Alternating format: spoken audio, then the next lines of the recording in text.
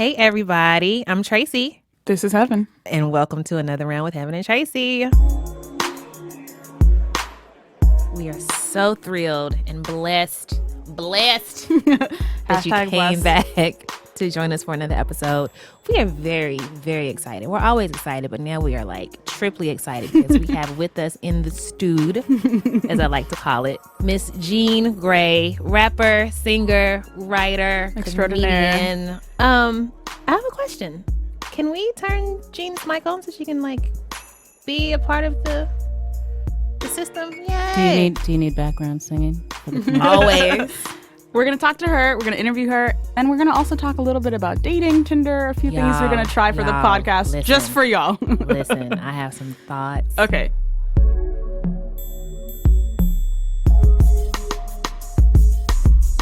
There are a lot of dating apps. And Jeannie's going to be low-key doing some dope background soundtrack. Because this is a soundtrack. Because this is a what?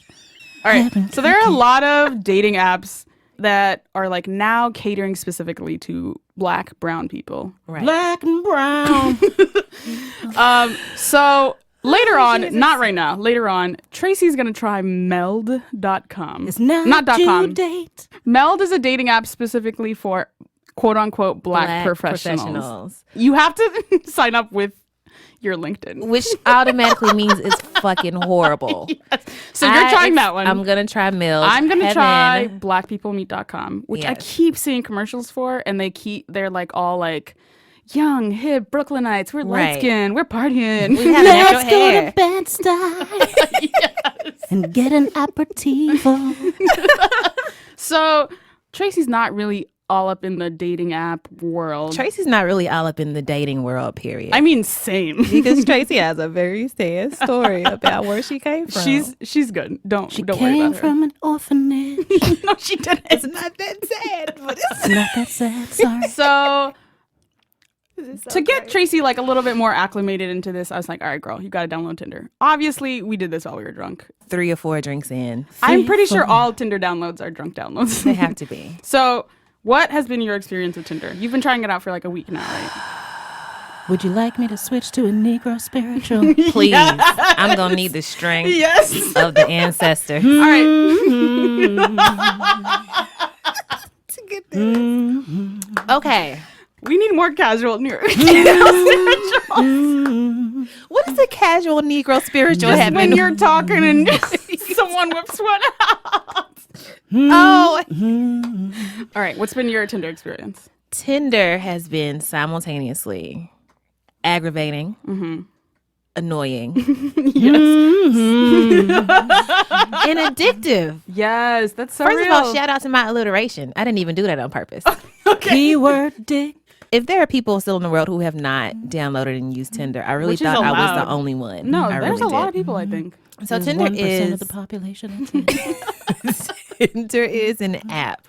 You can't do it online. You have to put it on your phone, and it feels like a game, right? So you And the download language Tinder, they use is game-like. Literally, like like- when you swipe on someone and you get a match. Left, and you get a swipe match. right. They encourage you. They're like, keep playing. That's Yeah. the language they use. So it's literally a game. Yes. So what it a is- game of people. So you get to thumb through all these different guys or girls' pictures, and if you are They allow you to not- choose both women and men at the same time, but Dope. as I found, they don't really show both at the same time. Do both. Even when you choose only women, you see men. Really? So the Tinder algorithm for anyone who's not straight is like kind of fucked up. That's Even if you another do story. only women, you see men. What? Basic Listen, that's preference. not a metaphor for the world. I don't know what it is. Listen. Men gotta have their hooves and everything. I feel like- Anyways, it's a fucked up algorithm. It's like OkCupid is better about showing you like both men and women if you choose both men and women. Anyways, Okay. that's been my experience. What's been your experience? So you swipe left if you're not interested in this particular person. You swipe right if you are. Yes. When you swipe right, if they have also swiped right on you in your picture in your profile, You get to talk. you You get to talk. you get this like little ego boost because you Yeah. get like this screen and it's like it's a match, like the Target lady on SNL. He liked me. Validation. Right. Instant validation, instant gratification. Somebody thinks you're cute. Oh my gosh. Amazing. So I have noticed that I have kind of become addicted to that instant gratification. And if I have not gotten a match in a while, I'm like, oh my God, what the fuck is wrong with me? What's going on? Why doesn't anybody else know how cute I am? That's so real. Tracy needs to delete her Tinder right now. You got a problem. I think it's such a thing that the app encourages. You're not wrong, though. You're not wrong. But I think it's like an easy trap to fall into because like there's very few times in your life where you get instant feedback about if another person likes you. Right. And the thing about this brand of feedback is that it's feedback from people that you at least superficially approve of and consent to. You know, it's not like somebody creepy on Twitter being like, your avatar is very sexy, blah. Or like, listen, I get some weird shit on Twitter. Or like walking down the street and it's like some dude that you would never talk to, like following you for blocks, like, hey, ma, you got a fat ass. You know, this is somebody who you're like, okay, I like your picture. Yeah. I give you permission to speak to me. Right. Okay, so what are your like pros and cons? What are you liking? What do you like? I can't stand this part. Pros, instant gratification. Yeah. It is right in front of me and I can be naked. Eating pizza. Which I usually am. Yes. Which I usually am while I'm on Tinder. So you like instant gratification? That's it? Maybe. The people that I've actually had conversations with still ain't about shit. Okay, yeah. The one dude that I was kind of like feeling was this white dude who looked like Matthew McConaughey. And I was like, hell yeah. Go on. And so we were chatting, and then I think he unmatched me because I couldn't find the message was like deleted. Oh, whoa. Dude, how dare you? So have your matches been mostly like brown, white? They've been mostly brown. Last weekend, I did an experiment that to me seemed scientific. And I was like, I'm only going to swipe right on white dudes and see how many matches I get. I got nothing. Really? Okay, and don't take this the wrong way. Oh my God, heaven. You seem like the type of person white dudes would love.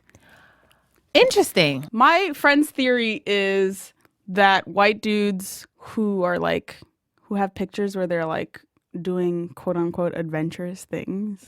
Walking on the wild side. Yeah, and like traveling places. They like brown people because they kind of see it as an adventure. Yeah. Oh yeah, we're exotic and risky. White people like that, like white dudes especially, swipe right on me for that. All the ones that I have been matched with have had tattoos and like big beards, and they look very alternative.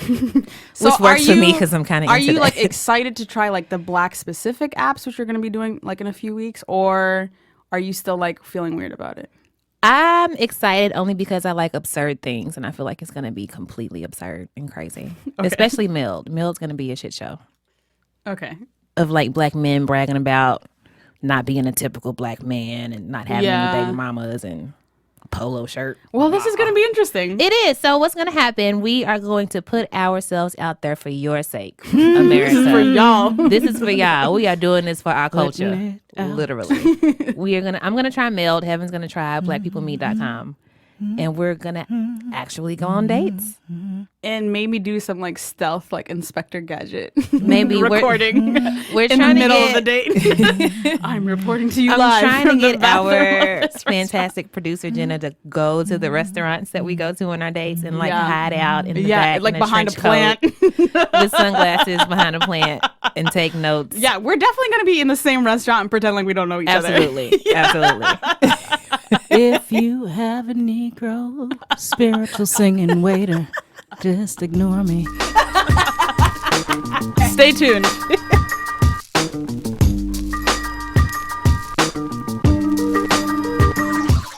We are pleased to present the bottomlessly talented. Is that a way that Makes it anybody seem like I don't have any ass. No, wait, you're right. Okay, endlessly, flawlessly, endlessly. There you go. Flawlessly. Hey, The flawlessly infinitely talented. Yes, Woman of many hats and crowns. Jean Grae, ladies and gentlemen. Woo! Yay! Ow, she's awesome. So good. Thank you so much for joining us. We are so excited to have you here imbibing with us. I need you to tell me how on earth you are doing literally everything. You're a writer. So yeah, for people who like might have gotten hip to you Such a like sigh. a decade ago. They'd be like, oh, she's a dope rapper. Right. People who are getting into you now are like, oh, she's a dope comedian, or like randomly a food columnist at Yes. Jezebel, Right. or like you just do everything. Also the star of a web series. Star of a web series. Also narrator of an audiobook. like Yes. literally you do it all. Yeah. How? How swag. How are your eyes open right now? I don't really have any fucking idea. Today I attribute a lot of it to coffee and vodka. That's an interesting mix. So that's been helping. Well, the vodka only because if I drank my coffee with a brown liquor, it would kind of be too much of a downer. And then the sugar, then you start to get that like sugar crash. So I can't have any of that. But I want the liquor to be in it. Science. So science, vodka. It sounds like a little kid answer to everything, like being like, because I can. I mean, that sounds like a grown ass woman answer. Yes. to Why me. not? Yes. Why would I not? Why would I Right. not do that? And usually I can see someone's job. I'm like, that's nice. I'm gonna do that. Right. That's yes. cool. I'm gonna come take your job. Bam. So I think the most recent transition, The newest thing that comedy we- is probably the newer thing Yeah, I think so. for people who don't know you. Yeah, Yeah. comedy has just kind of always been a thing for me, and if I guess I started to transition most of my shows into let me do as little songs as possible and talk my way through the audience. And I really enjoy doing crowd work. Like I like being interactive and having the crowd there and having the energy, because it's not me getting on stage and then just performing the song and walking back and forth. That's stupid. You can be at home and do that. It's a show. You came to see a show. I'm going to give you a show. I started stand up maybe 3 years ago. I do everything that I'm like, oh, I want to see if I can do that. So why would this be the one thing that I was just like, oh, fucking can't. Just go try. And sometimes you're going to have a great time, and then sometimes it's not going to be as great. But So you're what was gonna like learn your something. first stand up like your first show? Yes. My first show, a friend of mine, really, really dope, talented actor. He's actually, he was in the first episode of Life with Jeannie, and he's in Big Words. Neil Drumming. Neil Hey, Drumming. What's up, Neil? Who was also in the first episode of Life with Jeannie, replacing Mos Def. Funny story. Ooh, interesting. And so he had an open mic night at the 5 spot in Bed-Stuy, and he was like, "Just come. It's super fucking laid back. You got 8 minutes. Just do whatever." Do you perform in a lot of shows that are like mostly brown lineup, mostly women lineup? Are you mixing in all of them? Everything. Yeah. I think it's kind of the comfort of my normal audience, which isn't a normal audience. Like there's not really a demographic. It's just people. There's not an age. There's not a race. It's really interesting. Yeah. I think the first time I saw you was at Hannibal Buress when he was doing the Knitting Factory. Yeah, that was I in the front room? Yeah. It was terrible. Yeah, that was my second night. Wow. Really? So you don't do the 5 spot, and it was great. It was hilarious. And he was like, "Oh, you brought your friends," which is weird because comedians don't bring friends. You go by yourself. And I was like, "Well, I don't know." He was like, "But other people were laughing besides your friends, so it was great." And then Hannibal asked me on Twitter. He was like, "Do you want to come by?" I was like, "I don't know if I should just really jump from doing my first stand-up set and then like do the Knitting Factory." Yeah. Right. I don't. There's usually some working up. That has Yeah, to no, happen. yeah, no. And so that did not happen. There was no in between, and it was not great. And this is the show that you were at, Heaven? I had a lot of fun. I didn't feel like I completely bombed, but it was definitely. I don't feel like you like bombed at all. It was like a 3 on my level of I want the crowd levitating. Right. And then I stopped for a while, but then I went back to it because I was like, man, fuck that. But it definitely helped to start really understanding how to transition even my rap shows or other shows just into nobody actually knows what I'm going to do when I get there at this point now. So, and even when people are booking me, they're like, "Hey, can we get you for a set?" And I have to be like, "Well, for what?" Because I don't know what you want me to do. Right. And the reaction is now, do whatever you want. I'm Nice. like, well, great. I'll just do a PowerPoint presentation for 40 minutes. Goals. So of all the things that you're doing right now or all the things that you have done leading up to this point in time in your life, do you have like a favorite thing to do? Is there a thing that you see yourself doing like forever? My boyfriend? Oh, brag, brag, brag. Hey. Oh, Start the show. Welcome to another round. We've just kicked it into high gear. I enjoy doing everything. Do you feel like you can do some things with comedy that you can't with your music? I feel like I can do things with that audience that I wasn't necessarily able to do with an audience that showed up and they were like, "Oh, we're just expecting a hip hop show." I think it's starting to change now. But there was definitely, at first, people were like, we don't know what's happening. So my general thing has been to come on stage and establish uncomfortability first. Like, how do you do that? You make everyone really uncomfortable, and then you'd be like, it's going to be okay. You have to trust me. So how do you go about making people uncomfortable? I tend to yell at people. Nice. Instant antagonizer. No, immediately. For reasonable things, like, hey, these are the rules of the show. So, one, you're gonna put your fucking phones away, because don't watch the show like that. Because I'm not standing up here with a phone watching you guys. Bam. If you're in the front row, you got to act like you're in the front row. That's so because real. otherwise, you're just standing there. I'm like, I'm not really getting that from you. You can move to the back. Yeah. That's cool. Like, let someone else come up. Don't sass me, because you don't want that. Ooh, it's you gonna be want bad it. for These you. particular problems. Yeah. And kind of let's all be in this together and have a moment. Don't put it on YouTube because those people didn't show up. So fuck them. It's about us right now. And kind of establish a kind of emotional bond with everyone, which is good. And then you just turn it the hell up. For the past year, I've been ending all my shows with Ease On Down the Road and a Soul Train line. Wow. Like people in the audience get to participate? No, in the it's the whole, yeah. I get down. And then we just do that, and I'm like, yeah, it's a kind of a That's release. how all good things Then end. it becomes a family reunion. Yeah, and then there's like a group hug, and people are like, I didn't even know this was gonna happen. I was like, you don't. There's certain things that you don't know you need to do until you fucking do them, and that's kind of one of those feelings. That's beautiful. The last time Heben and I saw you on stage, you were performing with the Everybody's Pregnant. I was very confused when I looked up and I saw that your keyboardist had no keyboard. Yes. And I was like, wait a minute. Yeah, it was What's definitely happening? a lot of that feeling. Like, Yeah. wait a minute, what am I seeing? Yeah. And I was like, oh, I get it. I see what you're doing there. Yeah, it's and it's interesting because even in the video for Underneath You, which is how the Everybody's Pregnant began. Thank you. Mm-hmm. Yeah, none of those instruments are actually in the song. So it's kind of it would be a tip off, I would think, to people to be like, there's not a saxophone, Something's there's going not a bass guitar, none of those things are happening. Hilarious. For the record, I would love a Jean Grae and the Everybody's Pregnant album. We actually started discussing and being like, let's just work on it. If you ever need a triangle player, yes. just let me know. No, always. Cannot play the triangle, Always. but I think that'll be okay. No, there's the electric triangle. Shut up. So Really? that's all I'm saying. Shit. How I'm did quitting you my come job up? tomorrow. Yeah, no, it's fine. Going on tour with Everybody's Pan Pregnant. flute, electric triangle, theremin. How did you come up with your name, your stage name? I was about to say as a joke, I stole it from a book, but I guess I stole it from a book. Fuck.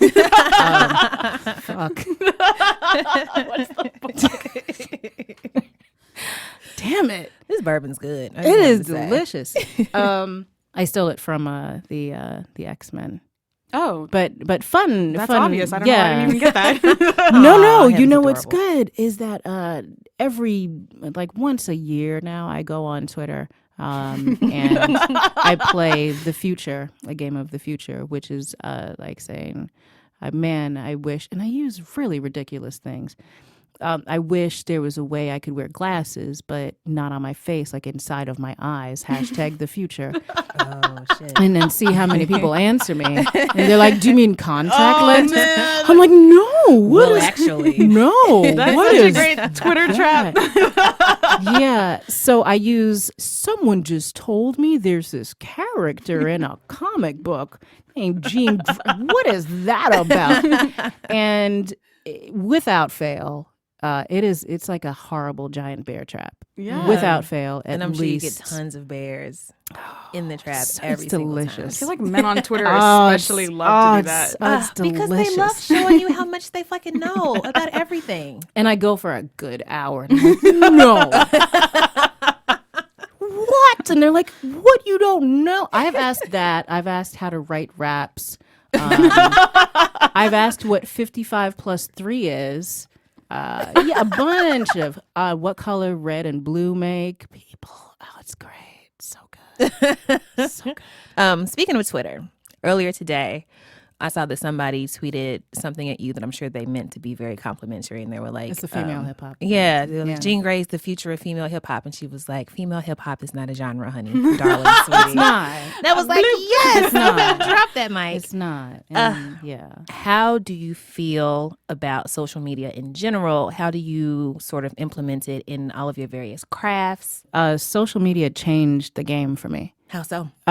Because it was really hard for me to try to market and sell myself, or anyone to try to market and sell me as hip hop, because immediately it's a female. I've been, someone called me a tree hugging. I was like, are you? I'm not even sure you're looking at me at all. And they were like, oh, it's just backpack rap. It's this, it's that. And I'm like, that's not me. And the only way before social media, before that was available, was to be able for me to do shows and for people to come out to the shows. But people aren't coming out to the shows because they're already like, it's fucking girl rap. I don't want to hear that vag rap shit. Fuck that. Vag rap? Vag rap. What the fuck? Amazing. Actually, that's my term now. I've also Reclaim heard like femc instead of cringe. Save that. so Save that so we can write it on a paper and then pee on it and then burn it and then pee on it again. It really opened up me being able to market a personality and a lifestyle and a brand, and that's what I'm good at doing. And you're so good at it. So talk to me about the state of men in hip hop. Because women always get asked about the state of women in hip hop. Always, endlessly. I think it's basically the same thing. And since I don't separate from gender and music because that's fucking weird. I think there's a lot of really shitty MCs, and then I think there's a lot of great MCs who go unnoticed because they don't necessarily stick to following formulas or a marketing or the trend. Who's on your radar right now? Don Will. Shout out to Don Will. Tiny Morgan. Huge shout out to Quelle Chris. We're actually working on an album right now. Denmark Vesey, really, really awesome. But I think there's so many artists that are out, and it's just people complaining and being like, if you don't want to fucking listen to French Montana, you don't have to listen to French Montana. Mm-hmm. You have options. You're an adult. Just don't. There's options. There's a lot of really, really good people pushing the boundaries all the time. Good answer. I like it. You talked a little bit in your rookie interview about like being able to approach hard topics like depression and abortion. Mm-hmm. Yes. Oh, I wanted to talk about that shit. Which is stuff we try to talk about. Yeah. But it's hard to even write like personal essays and put yourself out there like that to talk about your experiences. I think I'm just okay with it as a person. Like I'm just okay with talking. I like talking to people. I like sharing. I don't feel like it's oversharing. I'm thankful to have a job where I can talk to people and have them talk to me all the time. And I'm like, there may be, portions of the day where I'm just, there's a running joke just all the time with people who know me. And even if I'm out of town, I'd be like, how many people have you hugged already today? I'm like, at least 5. And it's not even me. It's just, people talk. So, stop for a second and talk to people and make them feel comfortable, and you'll feel comfortable as well. Like it'll be okay. It's not that bad. It's not Was that the the end of thinking world. behind your Union Square hug day? I'm not even sure what that was. I just everybody. It was me not being able to travel there and me being like, I don't know how much good I'm gonna do. Like it's not me being able to do an interview on CNN or something. What am I really gonna be able to do? I can put information out there on Ferguson. I can tell you things to be aware of. I can tell you how to protect yourself. You mean how much good can you do like in your life? Yeah. while you're here? At that time, and I was like, I can't go. But I know that it's just everybody's failing. Like, I was crying myself to sleep every night. I'm like, I can donate stuff. I can do that. And sometimes a really good thing to donate is a fucking hug. Listen. Like, people need so just to be beautiful. hugged. That is so true. Even if though. you have no one in your life that you're doing, it's okay. Just hug somebody. Well, shit. On that fucking beautiful note. the next time you have a hug station, will you let me know? Oh no! Let's do it again. Let's do it again. Let's do I will go hug a spring strangers with version. you. Yeah. Yes. Thank you so much. Beautiful. for We need joining like us. another hour. Yeah, we really do. do. We didn't even like Then you get. should come back.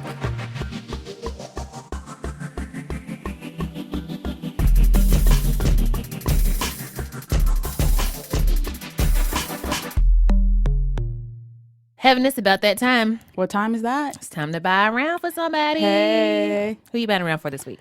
So this week, I was on Tumblr, as I am wont to be, and I saw this video clip of Nicki Minaj. Nicki, I'm on first name basis with her. Is I'm there not. another Nicki? And she was in concert. She was performing from Flawless. And like, I've been in so many conversations about Nicki where people have the nerve Speak on it in the whisper voice. the nerve to be like, to in any way insinuate that she's not talented. And I feel like if we lived in a different world where women were not disrespected every fucking day, Ooh. or where women's talents were treated in the same way that men's were, like, this wouldn't even be a conversation. As human talents, if you will. Yes, I will. Please do.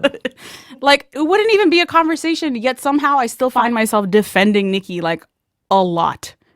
She slays on a daily basis.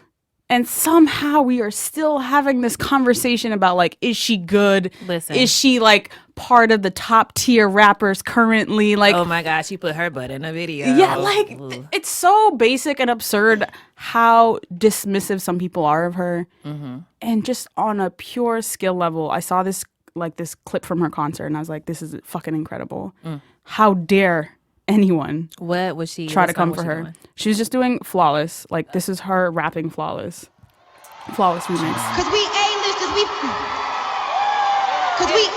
we pay sisters. This watch right here, them face blizzards. I confess I woke up like this. I was drinking my cup like this. All this ass on that flawless dick.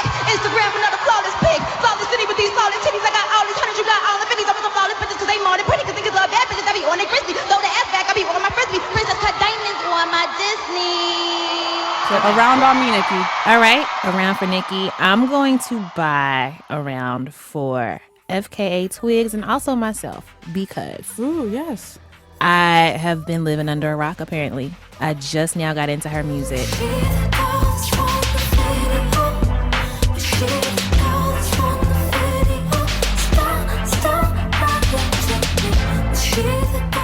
I happened to find her music while I was ovulating. Not related. Or maybe a lot related. Listen, if you knew how many horrible texts I almost sent to people who do not need to be getting those kind of texts from me. I'm not pregnant right now, and that's why I'm buying myself around as well. Barely escaped with my life. With my life. I mean, like, I don't smoke or like do drugs because I'm a square. I tried. Oh, bless your heart. Don't. My mama doesn't. I tell my mama I tried. Anyway. Listen to the podcast, Tracy's mom. Don't go away, Tracy's mom. She's stalking my Twitter, by the way. She thinks I don't know. But oh my God. Like, it just makes me want to just like get high on something. Yeah. And just like have marathon sex in a hotel Ooh. for the rest of my life. Yes.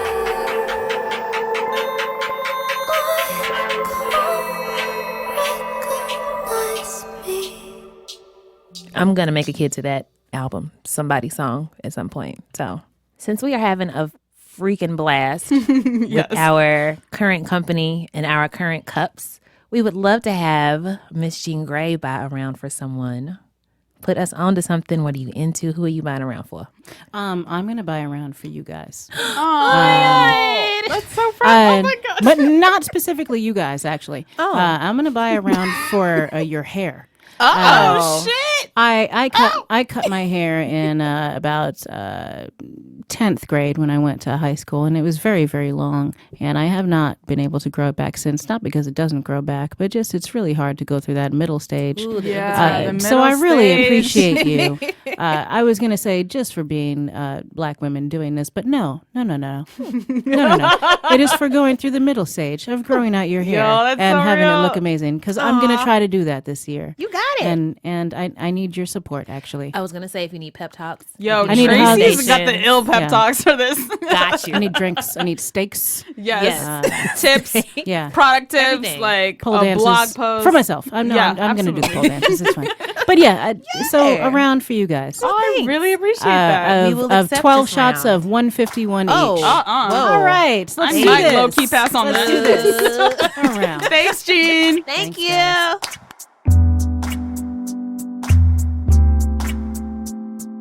Heben, we did it. Hey. Woo, woo. We would like to thank everybody in the whole entire world, specifically Miss Jean Grae for stopping by and giving us some Yes. casual Negro spirituals for my lonely life. Appreciate it. We would also like to thank the Pod Squad. Hey. Jenna Weiss Berman, Eleanor Kagan, Julia Furlan. Special shout out to Audrey Quinn for helping edit this episode. Audrey! Woo! Thanks, And girl. a shout out to our favorite studio hand in the world, Mr. Paul Ruest. Thank you. Music. Obviously, thank you to Jean Grae for the fantastic custom tunes that you heard today. Also, thank you to Don Will, who is 1/3 of the almighty rap group Tanya Morgan. You can follow him on Twitter at Don Will. That's DonWill. Follow Jean Grae at Jean Greasy. As always, you can find us on Facebook, Twitter, subscribe on iTunes, rate Email us on us, iTunes, email too. us at another Questions, round. comments, hate mail. We're gonna laugh at it, but you can send it anyway. I'm gonna Send laugh at it. advice questions to another round at BuzzFeed.com. It was great. And Thanks. thank you all for listening. Come back as next always. time.